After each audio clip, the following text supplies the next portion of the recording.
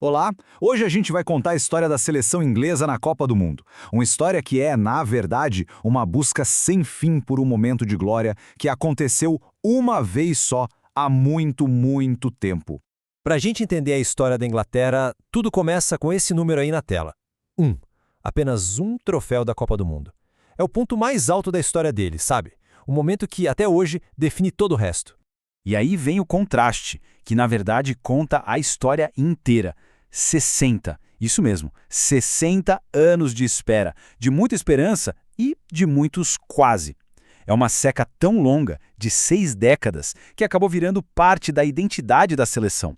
Então a gente pode resumir a trajetória da Inglaterra na Copa como isso: uma busca, uma longa busca para tentar reviver aquele único momento de glória lá do passado. É quase uma saga mesmo. E essa busca, claro, continua. A Inglaterra já está garantida na Copa de 2026. Vai ser a 17ª participação deles e, olha só, a 8ª seguida. Ou seja, eles estão sempre lá, sempre chegando perto. E é isso que deixa essa espera toda ainda mais dramática, não é? Agora, vamos fazer uma viagem no tempo. A gente precisa voltar para 1966, o ano mais importante de longe na história do futebol inglês. Foi o ano em que futebol, como eles gostam de dizer, voltou para casa. E jogando em casa, a campanha da Inglaterra foi, nossa, impecável. Eles passaram em primeiro no grupo. Nas quartas, pegaram uma Argentina super aguerrida e passaram. Na semifinal, derrubaram a seleção fortíssima de Portugal, que tinha o Eusébio. E aí, na grande final, em Wembley, um jogo épico contra a Alemanha Ocidental, vitória por 4-2. E claro, essa vitória não veio do nada. Foi construída por verdadeiras lendas. A gente está falando de nomes como Bob Shorton, que era o cérebro do time no meio-campo, Bobby Moore, o capitão, um líder nato, Gordon Banks, um goleiro simplesmente fenomenal, um dos maiores da história, e, óbvio, Geoff Hurst, o grande herói daquela final. E falando no Hurst, o que ele fez naquela final foi algo histórico. Ele foi o primeiríssimo jogador a marcar 3 gols numa final de Copa. Um hat-trick. E esse recorde, olha que impressionante, durou 56 anos, com ele sozinho no topo. Foi a atuação da vida dele que selou a vitória e, claro, o colocou para sempre na história do futebol. Mas, como a gente sabe, depois desse ponto altíssimo, o que veio foi uma longa, longa história de frustração. É aqui que a gente entra na era do quase, que marcou gerações e mais gerações de torcedores ingleses. A primeira grande decepção dessa era moderna veio na Copa de 90 da Itália. A Inglaterra tinha uma geração super talentosa, com o Gascoigne jogando muito. Eles chegaram até a semifinal, mas aí, contra a rival Alemanha, foi onde começou a famosa, ou melhor, a infame maldição dos pênaltis. Foi uma eliminação muito cruel que virou um fantasma que assombra o futebol inglês até hoje. Avançando bastante no tempo, lá para 2018, na Copa da Rússia, uma seleção inglesa jovem que ninguém esperava muito, reacendeu totalmente a esperança. Eles foram indo e chegaram de novo na semifinal. O país inteiro parou para assistir, todo mundo acreditando. Mas, de novo, a glória escapou. Dessa vez foi contra a Croácia, numa virada bem dolorida na prorrogação. E a história se repetiu, só que de um jeito diferente, no Catar, em 2022. Nas quartas de final, o jogo era contra a França, que era a atual campeã do mundo.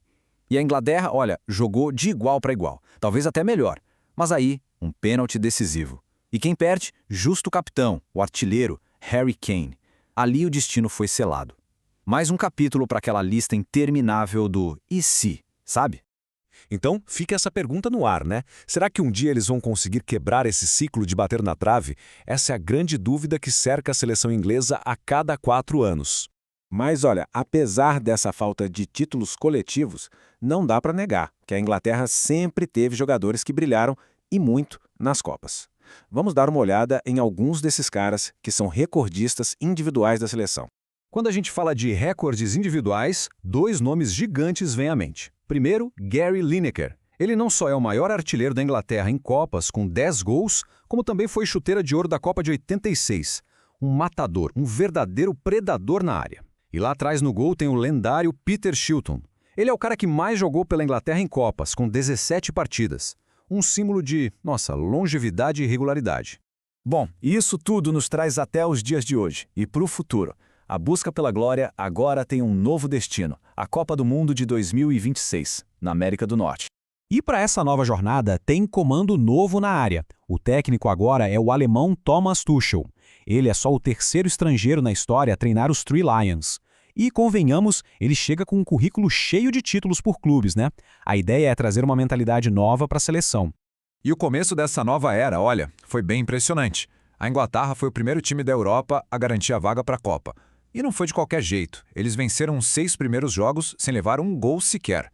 Uma campanha nas eliminatórias assim, dominante. É claro que enche a torcida de esperança de novo. O caminho inicial para 2026, inclusive, já está definido. Eles caíram no grupo L. E olha os jogos. Tem um reencontro com a Croácia, lá em Dallas, depois um jogo duro contra a seleção de Gana, em Boston, e fecham a primeira fase contra o Panamá, em Nova York. É um grupo com desafios bem diferentes, né, para começar essa campanha. E tudo isso nos leva mais uma vez àquela pergunta que ecoa a cada 4 anos. Será que 2026 vai ser, finalmente, o ano em que essa longa espera de 60 anos vai acabar? A busca pela glória, de novo, está só começando.